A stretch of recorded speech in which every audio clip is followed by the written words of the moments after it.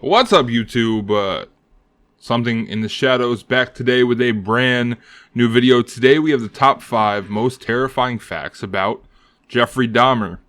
Today we'll discuss the top 5 most terrifying facts about Dahmer. While always in popularity, he's once again had a spike in popularity due to Netflix's new series, Monster, the Jeffrey Dahmer story.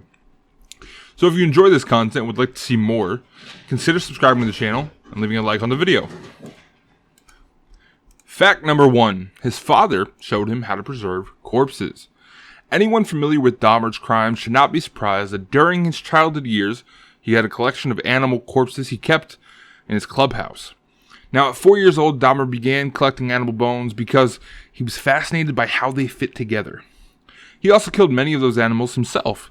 His father, who was struggling to bond with his distant son, decided to appease this childhood curiosity by showing him how to clean and preserve animal parts properly.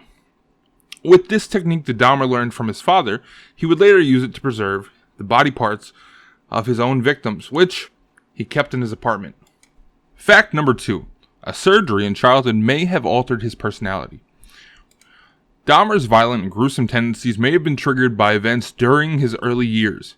When pregnant with Jeff, Joyce Dahmer, his mother, began taking medication for a health issue.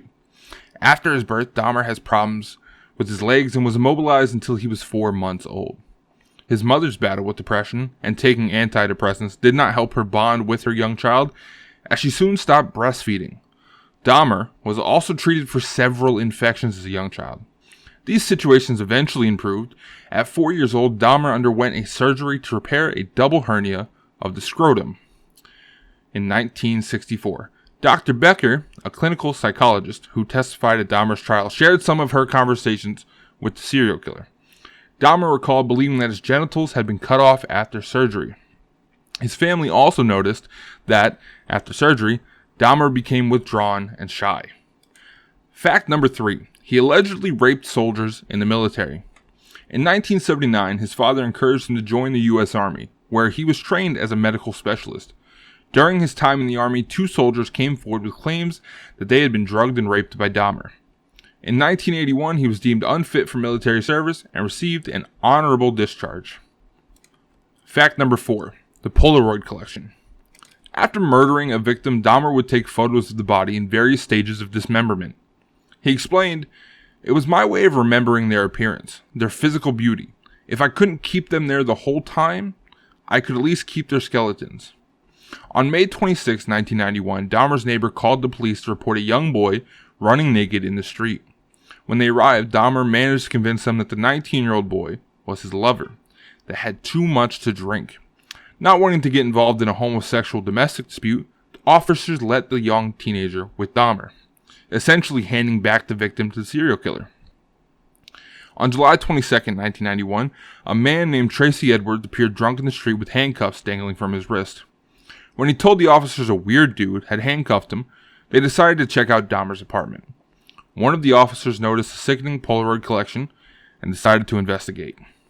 He uncovered the Fridge of Horrors, with jars containing genitalia and other body parts. The chief M.E. stated it was more like dismantling someone's museum than an actual crime scene.